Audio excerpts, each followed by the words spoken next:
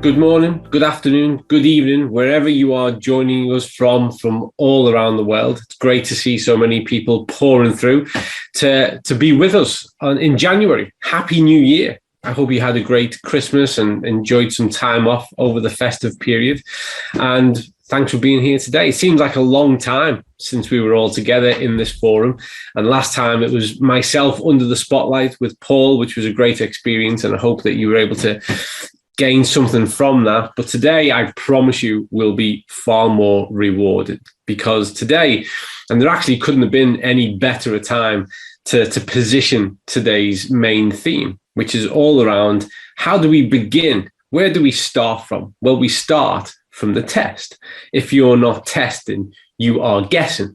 So everything that we're about is about test-based nutrition. See what the problem is, see what the status is, and then you're empowered to make an informed choice. And we genuinely could have no better person than our very own Emmalee Gisslevik to join us today and to talk us through what the test is all about. Believe it or not, despite the fact that the test is very much the heart of what we do, particularly the balance test, it remains the number one thing that we get questions about. So people are super fascinated to know what their test means to them individually. You know, we speak to people who want to know what these tests means in broader terms with regards to the science behind them. But like always, it is difficult. It's impossible for us to discuss individual cases, especially in a forum like this. As I glance down, I see we're now approaching 600 people taking part. We couldn't possibly address individual data and tests.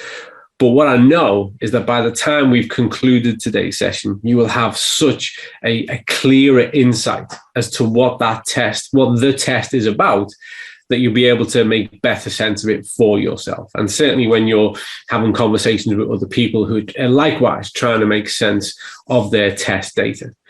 And why is this important? You know, we live in the age of information. We've gone from the industrial to the technological, and we live in the age of information, and quite rightly so. People want to make informed choices. And the more you know about a situation, the better equipped you are to do something about a situation. And what we realize is that health in the 21st century is nuanced. There are intricate details that really relate to the individual, and that looking at things across populations is really useful. But when it comes to making sense of it for ourselves, we need to know what matters to us. And that's why at the heart of what we do, the test will always be our guiding light.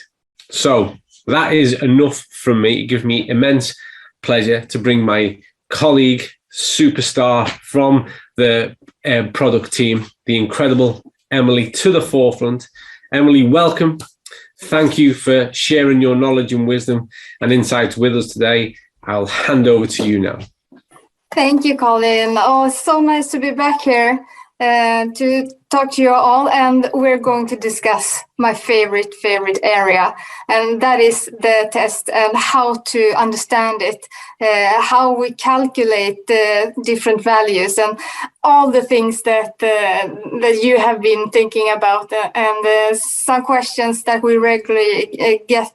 I will make all of that clear for you today, and I'm going to show you a couple of pictures, and then I want to hear all of your questions and discuss more with Colin.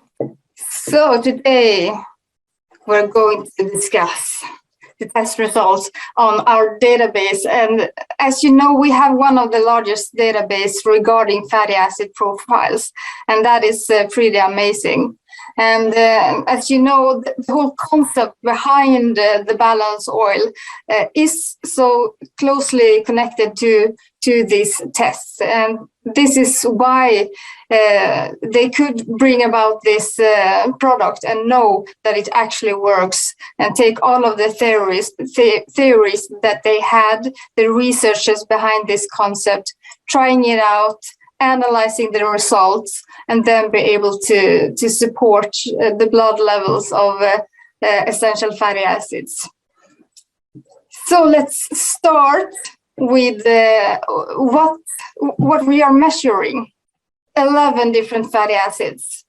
So that is about 98% of all of the fatty acids that we have in our blood. So it covers most of 98% of all of the fatty acids. And these are also the most important in regards to our metabolism and the cells and function and so on. So we have these 11 fatty acids in our test results, as you probably already know. And with these 11, or actually with 7 of them, we are able to calculate 6 different health indicators with different equations. And these health indicators are the omega-6 to 3 balance, and we have the omega-3 index or omega-3 level. We also have something called protection value. And we have mental strength, omega ratio, and also cell membrane fluidity. And lastly, the arachidonic acid index. But we actually have one more that we have chosen to have in one of our calculations. And I know that you probably haven't heard about it. It's a percentage of omega-6 in HUFA, highly unsaturated fatty acids. And this index is incorporated into the protection value. And I'm going to tell you all about that later. But let's start with the web page. So when you have taken a test, you will log into the web page, zinzinotest.com, and you will have your result. And this is an example of a first result where you're unbalanced. This is an example of a BalanceTest second, or first if you are a person eating a lot of fatty fish. And here's an example of if you're semi-balanced. And what does all of this mean? If you scroll down from the first picture, you will get these detailed results. You will get the results on a bar, and you're also able to learn more. And let's start with the omega-6 to 3 balance. This is a health indicator where we measure the arachidonic acid against the eicosapentaenoic acid, or EPA. And this is shown as a ratio. It means that you have you are aiming to have 3:1. So what does this mean? What is the purpose of measuring these 2 fatty acids? This, if you have heard my talk the last time, you recognize this. This is showing the 2 essential fatty acid families, the omega-3 and the omega-6 family. And at the top, you will see the parent fatty acid and the parent fatty acid of omega-6. And these, if your diet contains these parent fatty acids, they are able to transform or convert into different forms of omega-3s or omega-6.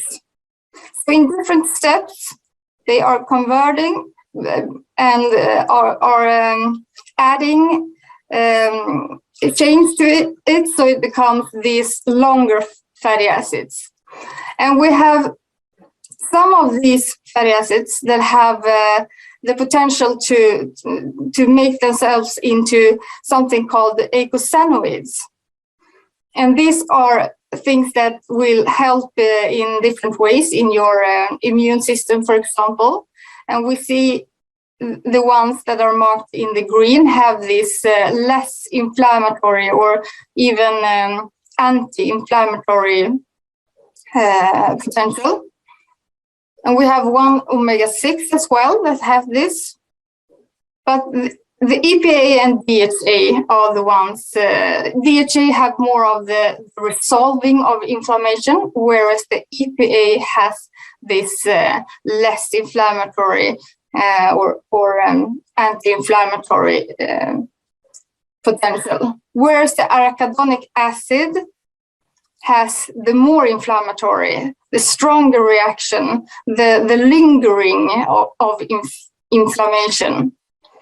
So before this was known, that it is especially EPA and arachidonic acid that has this biggest potential of being involved in the inflammatory response.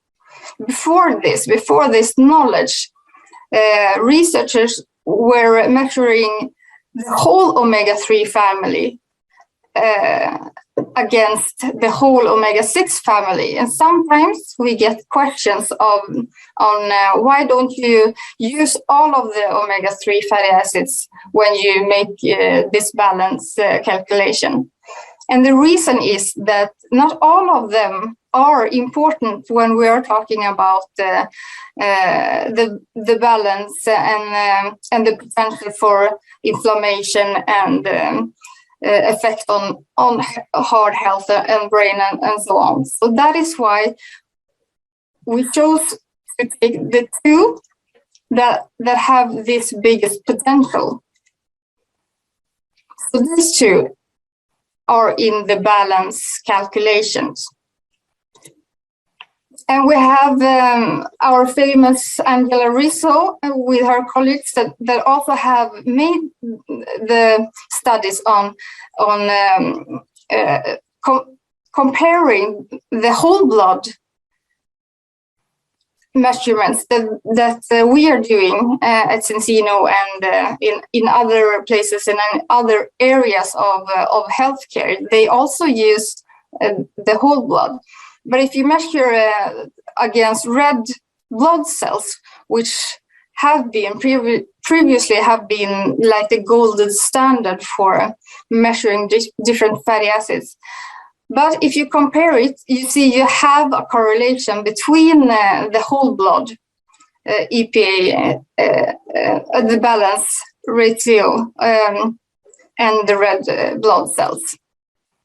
So this has been confirmed. And there are also more and more studies that are focusing in on this measurement and the arachidonic acid to EPA ratio. And here are some examples of studies in where they use this measurement in their studies. So that was the first one, the omega-6 to 3 balance. We also have the very known omega-3 index. And the index is well known and is the combination of EPA and DHA. So if we look at this again, it is the two of the omega-3 side, the family, that has both the anti or less inflammatory potential and DHA that has this resolving potential of resolving inflammation. And this is also the fatty acids that is involved in making the membrane more fluid. EPA also have that function, but DHA are more involved in making our cell membranes fluid. And it is also the fatty acids that we have most of in the brain. So these two are the combination that you measure when you talk about omega-3 index or omega-3 level. And what is the difference between index and level? And the index is a measurement of EPA and DHA in red blood cells. And that is something that have been known or created by the William Harris and his colleagues. So this is a well-known indicator that have been also been measured and correlates with whole blood. And since we are measuring the omega-3 index in whole blood, and it's not only the red blood cells, we often call it the omega-3 level.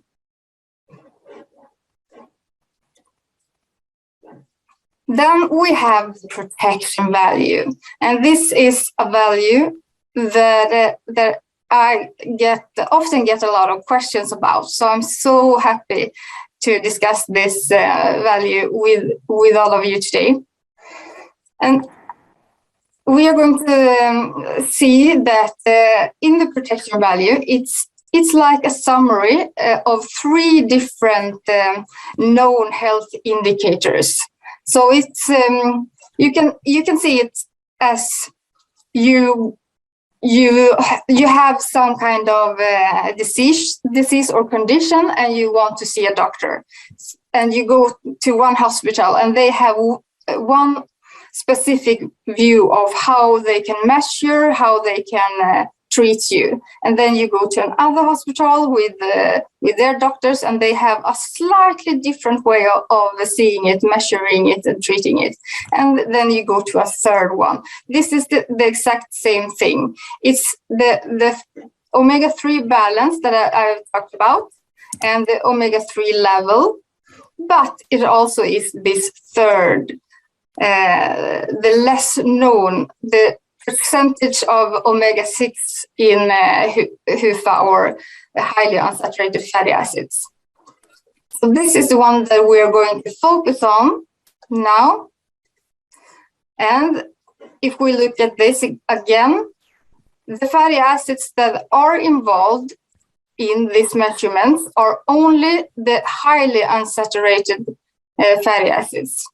And these are the ones that have 20 and more than 4 double bonds. And you can see in this picture,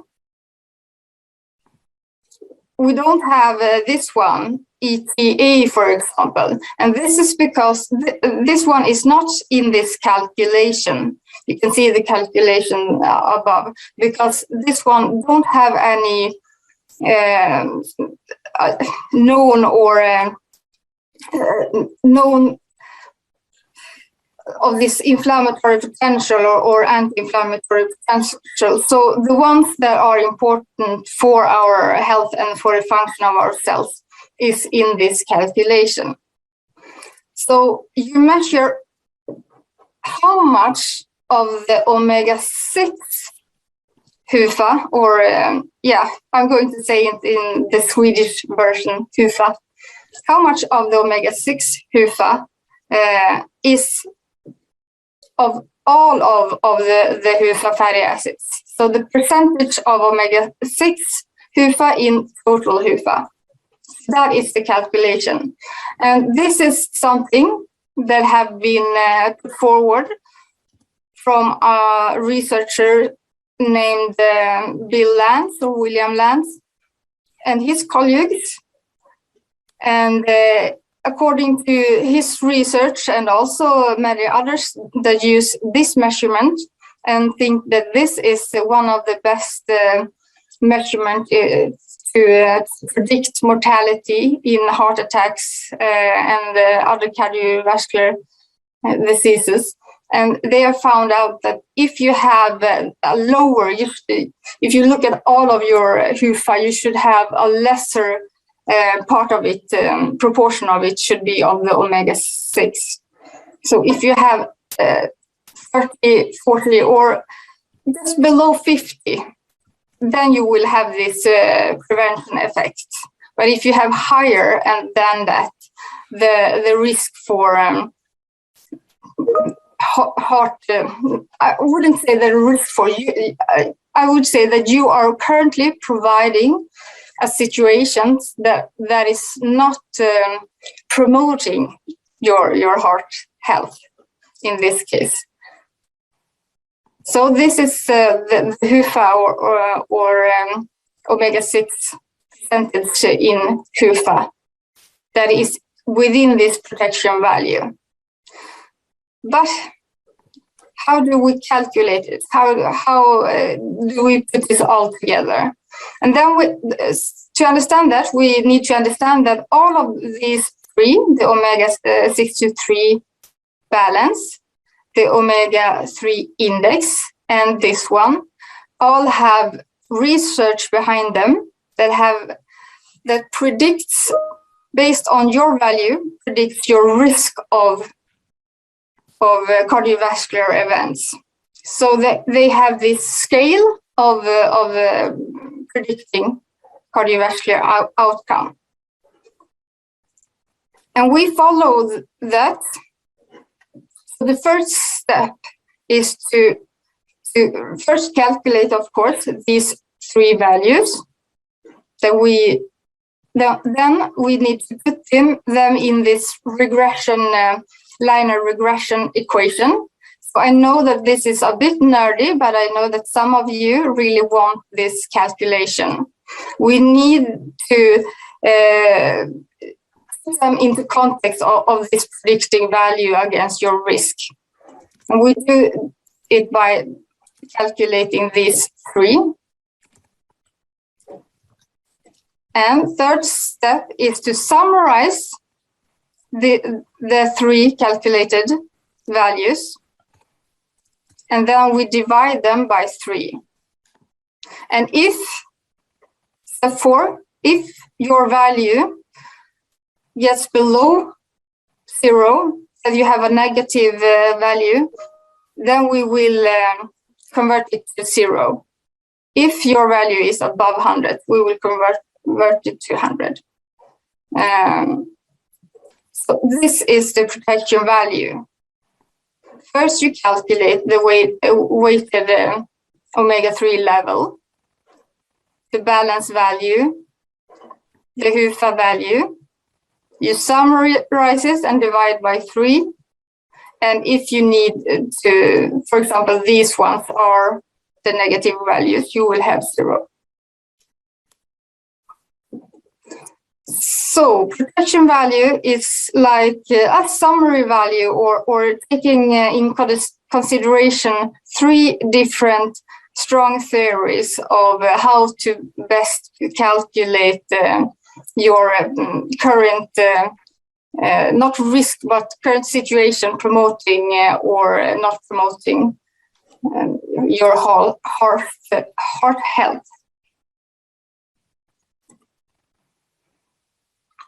And we also have the other health indicators. And I will not go as much into detail with these ones, but we have the mental strength omega ratio. And what does that mean? It's similar to the balance value. The balance value, we have the arachidonic acid and the EPA, but now we take in consideration the DHA. And as I said, the DHA is a very important fatty acids in your brain development, and there are a lot of research that are focusing on DHA in terms of different conditions or just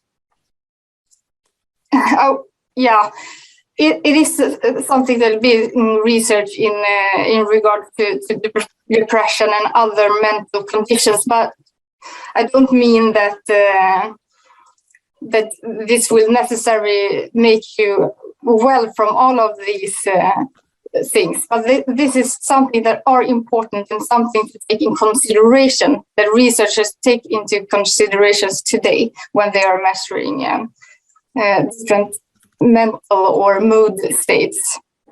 So with these 2 together, you get a ratio that says something about your current condition or how you provide your body to be able to be strong against these situations. And then we have the cell membrane fluidity. The cell membrane fluidity is something that we need to talk more about. Perhaps I will go more into detail with this indicator the next time. Because since you know why we are talking about omega-3 and why we are measuring essential fatty acids, it's because of the importance that they have in our cell membranes. They are the protective surface around our cells, and regarding our diet and also our situation, what we need, the body will incorporate the fatty acids from our diet, and also the body is also able actually to create some of the fats by themselves, not all of them, not the essential fatty acids. But for example, the saturated fatty acids. We get a lot of fatty acid, saturated fatty acids from our diet, but we also are able to make them within our body if we need to have more to put into our cell membrane or to use as fuel or and so on. But the thing is that what you have in your diet will affect the composition of the types of fats that you have in your cell membranes. And if you have, let's say, a lot of saturated fatty acids, you will have cell membranes that is not that fluid. It will be more rigid, I believe the word is. But if you have more of the longer, the essential fatty acids that are long, that are crooked because of the double bonds, they will take up more space in the cell membrane and make room for nutrition to go through the cell membrane. It will make a situation where all of your receptors that receive messages from other areas of your body. These receptors will be able to move around in your cell membrane to be more fluid. And all of this will just make your cells function better and in the way they are supposed to function. So by measuring how much of the saturated fatty acids in relations to the unsaturated, the polyunsaturated, the long-chain fatty acids, we can get an indicator of your cell membrane fluidity potential. And the last indicator is the arachidonic acid fatty acids, only that one in an index. So that is only the AA, the arachidonic acid. And why do we have this fatty acid and not the other ones? And this is because arachidonic acid is actually a really important fatty acid. And many believe that that omega-6 fatty acids, and especially arachidonic acid, is something that is bad for us. That the only purpose is to make negative inflammation that will hurt us. But that is, as most of you, of course, in this chat room knows, arachidonic acid and inflammation is so important for us. We will not survive long if we don't if we're not able to have this inflammation response, because we need inflammation in order for the immune system to be able to move around and go through different cell layers. So inflammation is good. Arachidonic acid is important in our cells and in different responses within our body. So if we have too much, it could be a situation in where the potential of having strong inflammatory reaction and especially lingering inflammatory responses. But if you have too little, it could also be problematic, since your cells need them, and also for a lot of other function, not only the inflammatory response, but it also has a function within our cell walls and manage how the arteries are dilating or the opposite when they become smaller, and that is a way for the body to regulate the blood flow. So this is something that is important. So if you have, for example, a perfect balance, but your arachidonic acid level is very low, and that means that probably your index is lower than is recommended. That is something to notice and to think about if you need to increase arachidonic acid, or actually we see that people taking the balance oil, if they have a too low arachidonic acid, actually will get within the green. So that is something to keep in mind, that all of these health indicators say something about your current situation, and that you need to look at both arachidonic acid and your omega-3 index when you are evaluating yours or your clients or friends' balance value.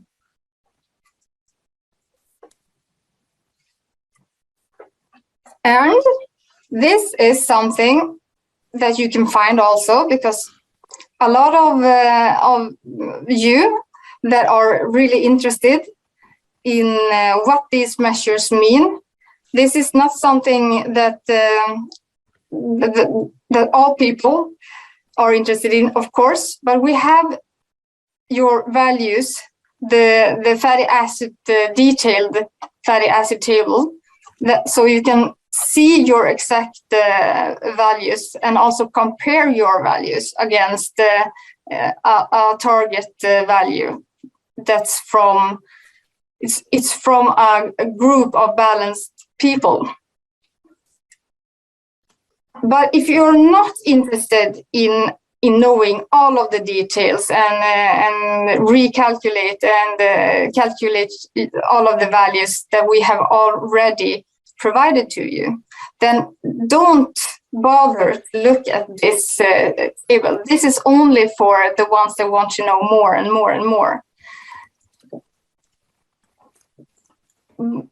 And since I know that a lot of you out there listening today are the people like me that want to know more, I'm going to tell you all about this table and what to think about when you are interpreting this one. So you have the target value. This is the value that you can, if you want to, compare your value to. And this is the mean value of a large group that are in balance. But it's only the mean value. And this group of this, not the target group, but the chosen group that have made this target value, they of course have individual variations because we are all different. So this is the mean value. Just something for you to compare your results. And in the next, you will see your results. And we will have the deviation, how much more or less your value is from the target value. And in this case, 3.25 above. But that doesn't say so much, since if you can see further down, you have also a difference down here of something on 3. And you could believe that this is of equal size that you are. This is negative, but you understand what I mean. But since these fatty acids are low from the beginning, it has a bigger impact. So here you will see the deviation in percentages. So this is the one that I like to look at, not the deviation. This is just if you don't want to calculate this in your head, the differences, you will see the deviation in percentages. And what is more to think about when you look at this, for the ones that want to know more. For example, this one, the saturated fatty acids. If you have, for example, this one is 3.9% above. Is this something that you need to think about, to modify? No, you don't need to modify something that is so close to the target value. This one, perhaps you could see it's above 10% in variation or deviation. Maybe this could be a sign that you have lower of the essential fatty acid or the omega-3 fatty acids. So we just need to look further down. We come to the omega-9 fatty acid, the monounsaturated fatty acid. And this has a small deviation. Sometimes this is high. And I have people that ask me if this is a good or bad sign. And let's talk about that right away, because oleic acid is one of the fatty acids that the body can produce. If you need it, the body can produce it and incorporate it in their cell membranes. And you can also get it from diet. From example, olive oil. It's an excellent source of oleic acid.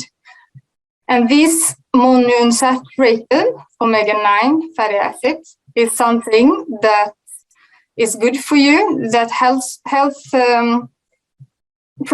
professionals are urging you to decrease your saturated fatty acids, decrease saturated and increase unsaturated fatty acids, for example, with this one. The thing is, so this is a good fatty acid.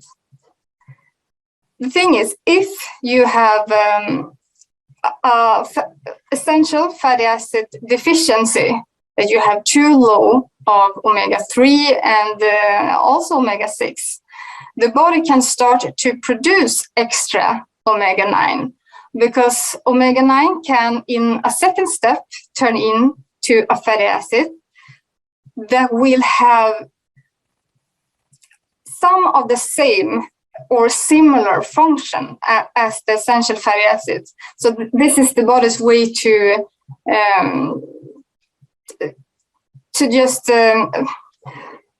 help your body from not having the essential fatty acids. But of course, the best option is to have the omega-3 fatty acids. So if you have an increase, my first thought is either it is because the measurements were within 6 hours that you had a meal containing oleic acid, for example, taking the balance oil products. Also, that could be a sign that the balance oil works and that your body is taking up and absorbing this fat, or this could be a sign that you will have low levels of omega-3s and also perhaps arachidonic acid. In this case, this was not a big deviation from the target value. And here you can see the parent fatty acids and the next step from the parent linoleic acid. And actually, this one, the homogamma linolenic acid is the step below GLA. And then we have arachidonic acid. If you picture the metabolism of essential fatty acids. And I believe we have had some questions regarding if you have, yes, if you have, that you couldn't, let's see, you got a question, Colin, on the Thomas' presentations regarding that you're not able to have a larger amount of the secondary step. If this one is producing this one, that the GLA could not be lower than the GLA. But that's not the way it works, since this conversion from GLA to DGLA is made by an enzyme in your body. And the rate that this enzyme is working in when it converts one fatty acid to another fatty acid, it's different between different people. So you can have an enzyme that is really fast and are in a really high rate converting this fatty acid into this fatty acid. So and this fatty acid is accumulating. Then you will have a higher than the previous. And depending on how fast your enzyme is, or maybe depending on how much of the parent fatty acid that you have been had in your diet, you might have higher than the target value, like in this case. Yeah, and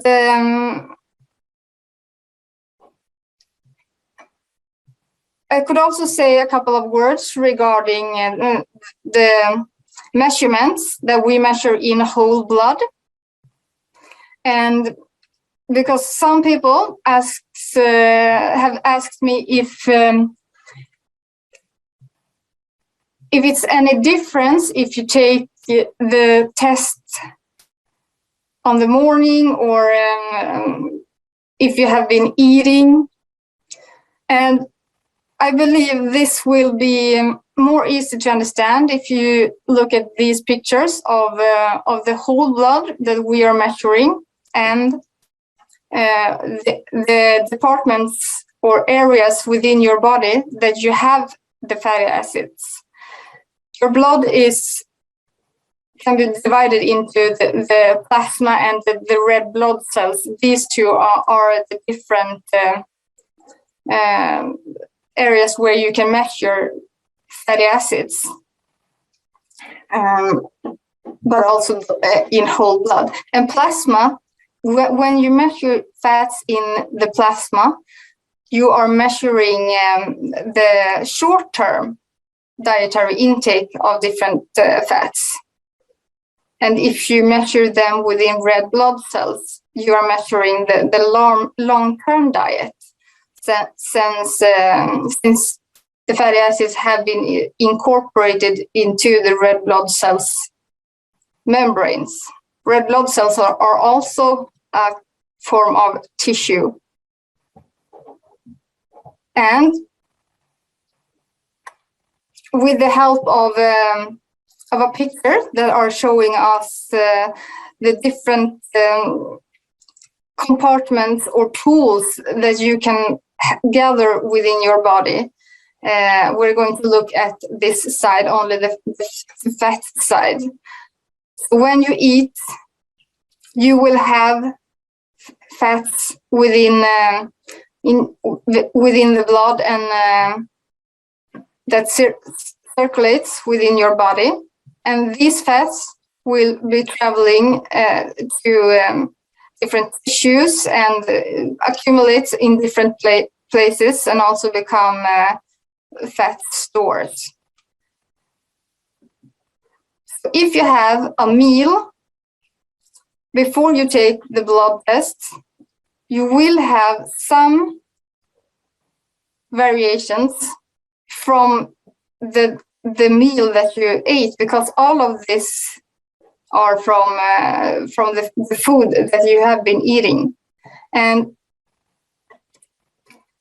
as you know, it takes about 6 hours for fats and the EPA and DHA in balance oil, and the blood concentration to reach the maximum.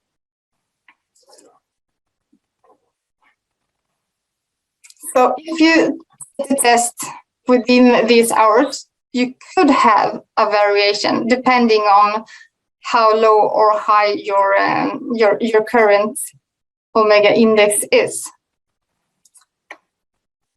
Now I believe that you will have a lot of questions for me, so we stop there and let's start discussing, Colin.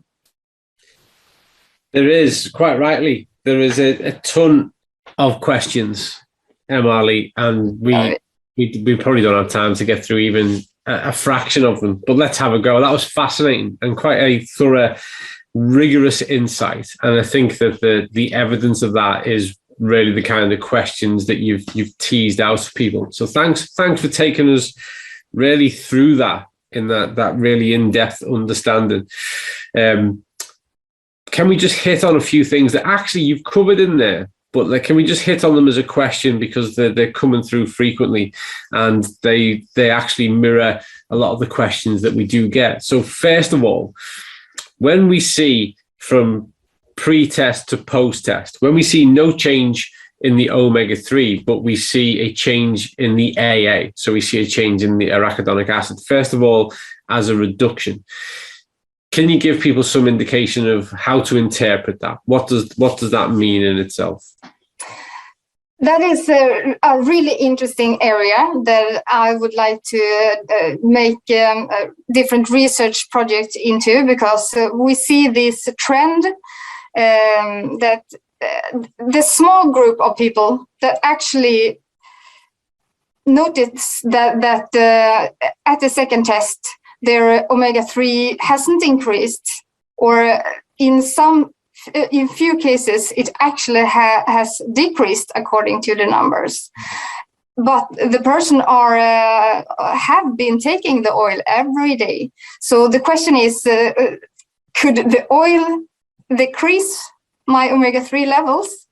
And no, the oil is not, it's no way that it could in any theory decrease the omega-3. And I have two theories. The obvious theory is that the test is a percentage of omega-3. It's not the actual volume. So it could be that you have the same volume or even increased volume of omega-3, but you had an even higher increase in another fatty acid. Maybe you just had a salad with a lot of olive oil, for example. So your test will be influenced by, or maybe your body have a easier of accumulating some kind of different fatty acid. So it just shows, it shows lower, because if you have an increase in one fatty acid, you will have a decrease in the other, because it's a percentage. So that's the obvious, that you can have, you can get the lower number because of you have a rise in another one. And that you could have if you, for example, have had a really fatty diet before you take the test. But the other theory and the trend that I believe I see is that some people, the few people, often have really high levels of arachidonic acid. And that's not, you have arachidonic acid in diet, absolutely. There is a small fraction in, for example, meat, but not so much that you could have that big of influence from our previous diet. So if you have a really high arachidonic acid value, it is because you have accumulated that into your cells. And with these peoples, few of them have not increased their omega-3, but they have radically decreased their too high omega-6. So something have happened, something in the metabolism, and the body has starting to slowly decrease its use of arachidonic acid. At the same time, started to use the omega-3, which we wanted to because it's less inflammatory. Mm-hmm. So. Yeah, that I just think, sorry to interrupt, but that opens the door that this is sometimes the inherited problem. When you have a data set as large as ours is, and you start to look at grouping effects, but also individual responses, it's then unpacking the unknowns, isn't it? Like when someone asks us to make a comment on an individual test report, it's really difficult, isn't it? Because there's all that back end unknown of meal behavior. There's so much that's going on there that can play a part in the manifestation of the change that we see in the test, isn't it? Yes, absolutely. And I would love to interview all of you that has individual questions. I would like to interview you about your current health states, about your diet, when you take the test. I would love to talk to all of you, but that's not possible today. If not, and there's over 800 people, so you might regret actually making a comment. Just to we're running out of time, and there are so many questions to get through. So let's try and hit up a couple more. Let's stay on this theme for a moment, because this has been asked by a few people. What happens when we see arachidonic acid values drop too low? What can be the problem associated with that? And then the follow-on question is, does consuming the balance oil make any difference, and does it contribute towards changing that status?